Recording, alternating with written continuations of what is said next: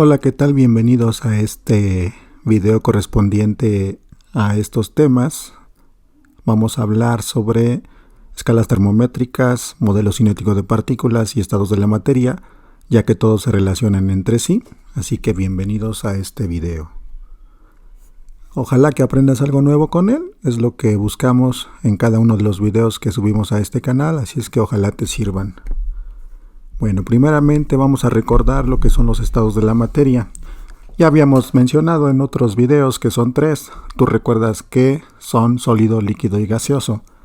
Y también te acuerdas de algunas de sus características.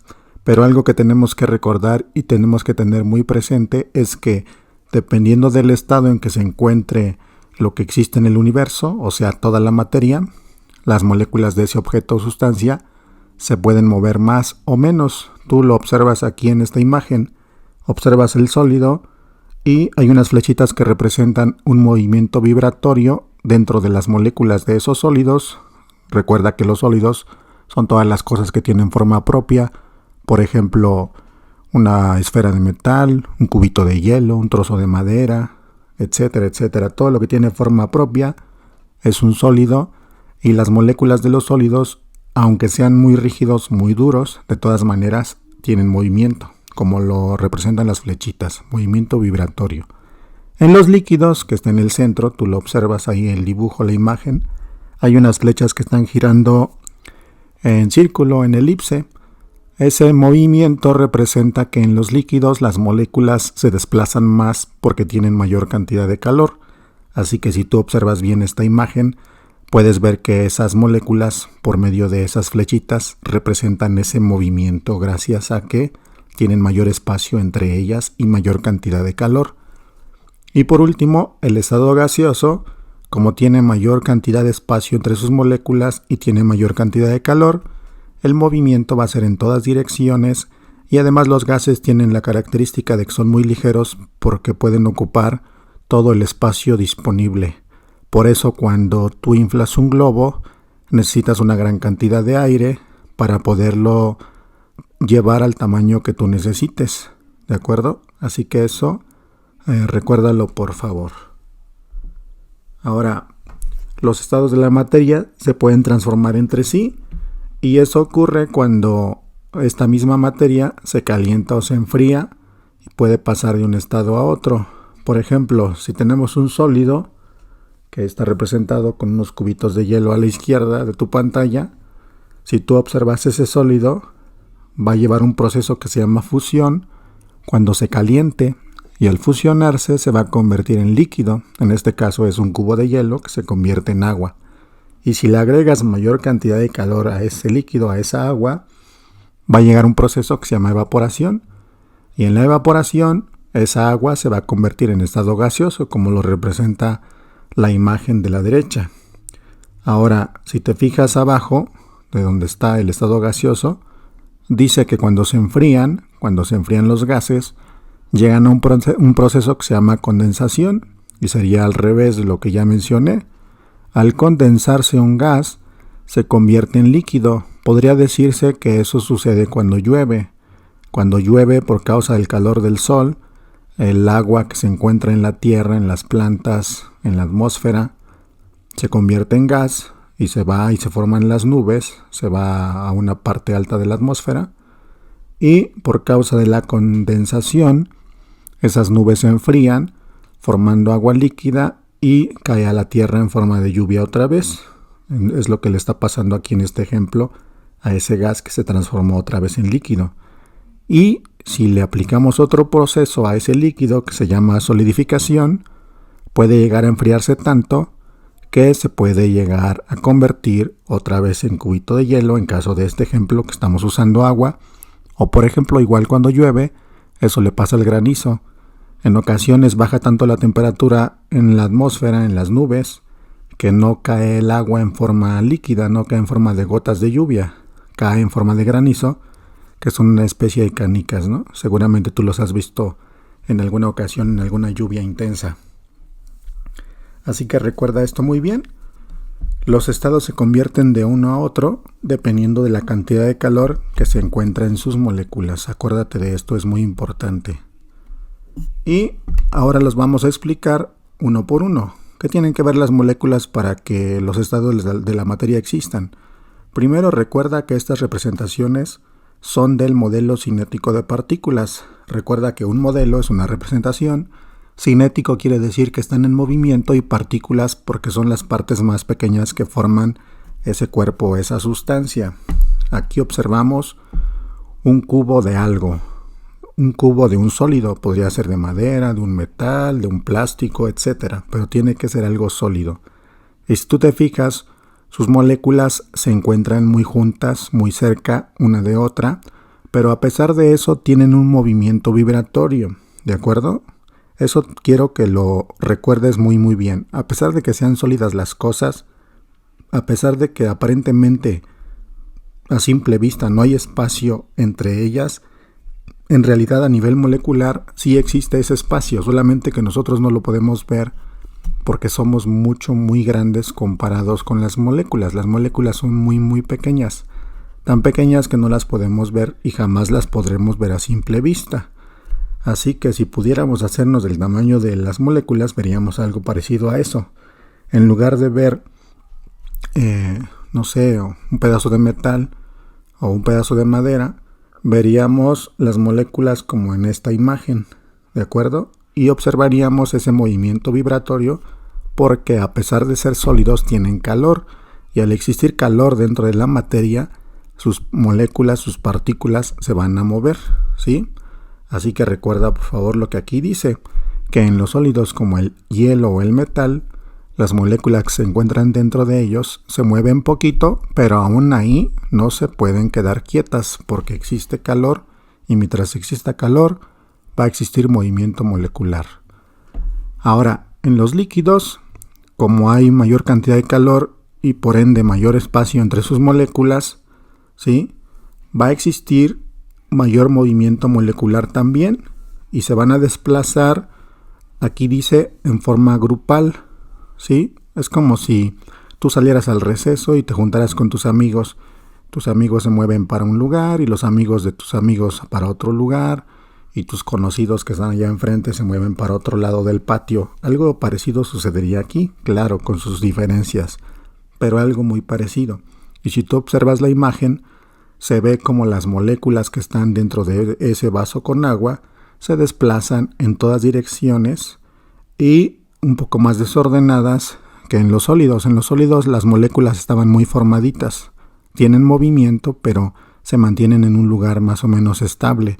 En cambio en los líquidos, al ser fluidos, al desplazarse, cambian su lugar constantemente, ¿de acuerdo? Entonces, la diferencia entre sólidos y líquidos sería que los líquidos no tienen forma propia, necesitan un recipiente que los contenga. Por ejemplo, aquí el agua necesita de un vaso, si no se derrama, y tienen mayor movimiento molecular. Así que recuerda esto que dice aquí.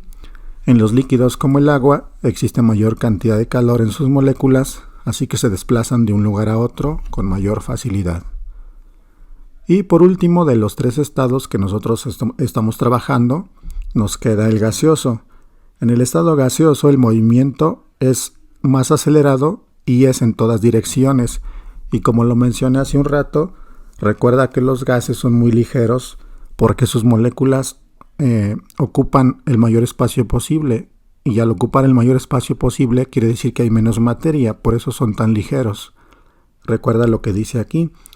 En los gases como el aire existe tanto calor en sus moléculas que se mueven a grandes velocidades en todas direcciones y ocupan mucho espacio. Y también, al igual que los líquidos, para nosotros poder manipular gases, generalmente necesitamos meterlos de un recipiente, ¿sí? Por ejemplo, los globos, para poder tener aire, pues necesitas soplar con tus pulmones dentro de ellos y después andas jugando con tu globo que está lleno de aire. No es que el globo no esté lleno de nada, está lleno de aire. Y aunque el aire no se pueda ver, sigue siendo materia, porque cuando sopla el viento lo sientes en la cara, te golpea la cara, te mueve el cabello.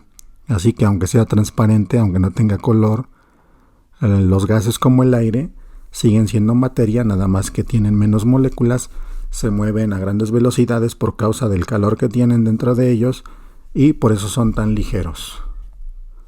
Ahora, para poder medir la cantidad de calor presente en los cuerpos y las sustancias, generalmente usamos aparatos que se llaman termómetros. Estos aparatos, estos termómetros, pueden existir o pueden medir 3 escalas diferentes de grados, y esas escalas son Celsius, Fahrenheit y Kelvin. Eso también ya lo había mencionado en otro video, pero si tú observas aquí rápidamente, a modo de recordatorio, notarás que la escala Celsius está completamente a la izquierda de tu pantalla, y aquí dice que va de 0 grados Celsius a 100 grados Celsius. Recuerda que esa escala está basada en el agua. El 0 grados Celsius sería el punto en que el agua se congela, y el 100 grados Celsius sería el punto en que el agua se convierte en gas, ¿de acuerdo? Y como lo que hacen aquí es comparar las 3 escalas, entonces la escala Fahrenheit y la escala Kelvin también representan lo mismo. Si te fijas, la escala de en medio, que es la escala Fahrenheit, dice que va de los 32 grados Fahrenheit a los 212. Ojo aquí, no es que la escala Fahrenheit empiece en 32 grados, no. Lo que pasa es que a 32 grados Fahrenheit el agua estaría congelándose, ¿de acuerdo? Y a 212 grados el agua estaría convirtiéndose en estado gaseoso. Por eso es que le pusieron esas cantidades a esa escala, para hacer ese comparativo, porque la escala Fahrenheit empieza más abajo, ¿sí? Así que si algún día vas a Estados Unidos y escuchas que en la radio o en la televisión dicen que están a 32 grados Fahrenheit, pues no pienses que hace calor, porque estarías a la temperatura exacta en la que el agua se convierte en hielo. Así que, mejor dicho, tendrías que salir con chamarra. Y por último, en la escala del lado derecho, que es la escala Kelvin, ahí si te fijas, el número de abajo es 273 Kelvin y el número de arriba es 373 Kelvin. Por cierto, aquí hay que hacer un paréntesis. En la escala Kelvin no se usa la palabrita grados. Si te fijas, no tiene el simbolito de grados. El simbolito de grados es la bolita que va arriba de los números. Por ejemplo, 100 grados Celsius, ¿sí? Si te fijas bien, dice 100, luego tiene una bolita pequeñita y luego la C mayúscula. 100, la bolita es grados y la C mayúscula es Celsius. Ahora fíjate en Kelvin. En Kelvin no tiene esa bolita que representa grados porque no se usa esa palabra en Kelvin. Solamente se dice 273 Kelvin, 10 Kelvin, 50 Kelvin. ¿De acuerdo? Eso no lo olvides, por favor. Ahora, regresando a lo que te estaba explicando, si te fijas aquí, empieza en 273 y termina en 373. ¿Qué quiere decir? Quiere decir que en la escala Kelvin, a 273 Kelvin, el agua se va a congelar, y a 373 Kelvin el agua va a convertirse en estado gaseoso, va a hervir. ¿Queda claro eso? Esa es la diferencia entre esas 3 escalas. La escala Celsius es la más común usada por nosotros porque cuando vemos la televisión, escuchamos la radio, nos dicen estamos a 25 grados. Siempre se refieren a la escala de Celsius. Pero nosotros podríamos compararla en las demás y no sería el mismo número porque las 3 escalas comienzan, su número 0, digamos, no es el mismo, comienzan en diferente lugar. El 0 de Celsius no sería el mismo 0 en Fahrenheit y tampoco en Kelvin, porque en el 0 de Celsius ya van 32 grados Fahrenheit y van 273 en Kelvin. Bien, ahora pasamos a lo que dice aquí, que es muy importante. Dice, cada escala tiene divisiones que representan los grados de calor de un cuerpo o sustancia. Los grados de la escala Celsius y Kelvin son del mismo tamaño. Los de la escala Fahrenheit son más pequeños. Si tú te fijas en esta imagen, en la escala Celsius y en la escala Kelvin hay 100 divisiones en el mismo espacio, ¿sí? En cambio, en la escala del medio, que es la escala Fahrenheit, hay 180 divisiones en el mismo espacio que las otras dos. Esto refuerza lo que ya te había mencionado. Los grados de la escala Fahrenheit son más pequeñitos, ¿sí? Por esa razón es que hay más en el mismo espacio. En cambio, en la escala Celsius y en la Kelvin, los grados son del mismo tamaño. Así que por eso sigue habiendo 100 grados entre esas dos escalas en ese mismo espacio. Y para acabar con esto de las escalas termométricas, el cero de la escala Kelvin va a representar el punto donde ya no existe calor. Esto también es muy importante. Ahorita lo voy a explicar con los dibujos de las escalas, pero esto recuérdalo muy bien. El cero de la escala Kelvin representa el punto, ¿sí?, donde ya no existe más calor en las moléculas de la materia. Así que en esa temperatura, esas moléculas dejarían de moverse porque ya no tienen calor o energía para poder hacer ese movimiento. ¿De acuerdo? Si lográramos encontrar algo que estuviera en la Tierra o en el universo que no tuviera nada de calor, entonces estaría en el cero de Kelvin, porque en esa temperatura las moléculas internas de esa materia ya no tendrían movimiento molecular o movimiento de partículas. Eso recuérdalo muy bien. Y lo que dice aquí también es muy importante, y ahora sí quiero que observes las imágenes. Observa que el cero de Kelvin es el menos 273 de Celsius, ¿sí? O sea, es una temperatura negativa, ¿sí? Mientras Kelvin es un cero normal, en Celsius es una temperatura negativa que son menos 273. Fíjate que están a la misma altura. El cero de Kelvin está a la derecha, en la escala de la derecha, y Celsius está en medio y es menos 273. Y en la escala Fahrenheit, a esa misma altura, es un menos 460. Así que esa temperatura, que es el cero de Kelvin, es una temperatura muy baja. Tan baja que, como ya lo dije y lo repito otra vez, las moléculas o las partículas de la materia dejarían de moverse porque ya no tendrían calor para poderlo realizar. ¿De acuerdo? Entonces, otra cosa muy importante que debes recordar es que la escala Kelvin no tiene grados negativos, ¿sí? La escala Kelvin empieza desde el punto donde se supone que la materia ya no puede tener calor, así que por eso no pueden existir grados negativos, porque ya no habría más calor que quitarle a la materia.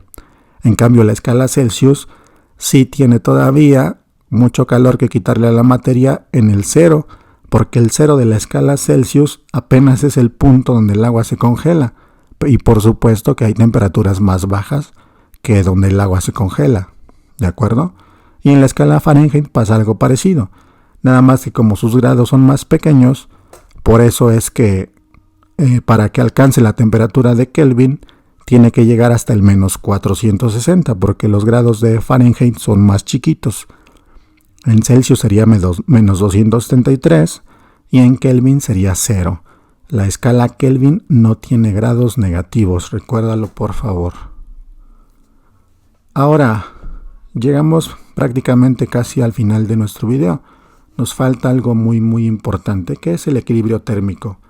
Bueno, pues el equilibrio térmico se va a observar cuando dos cuerpos o sustancias con diferentes temperaturas, ¿sí?, alcanzan la misma cantidad de calor, y al lograr tener esa misma cantidad de calor o temperatura, llegan a lo que se conoce en física como equilibrio térmico. Y si tú observas aquí la imagen, ves que existen 3 recipientes, y en cada uno de esos recipientes existe agua, diferentes cantidades, pero eso no es lo importante. Lo importante es que observes el color del agua que está dentro de ellos. En el recipiente que está arriba a la izquierda, el agua está pintada de color rosa o rojo. Parece más rojo que rosa. En el recipiente que está arriba a la derecha, el agua es de color azul. Y en el recipiente que está en la parte de abajo, el agua es de color morado.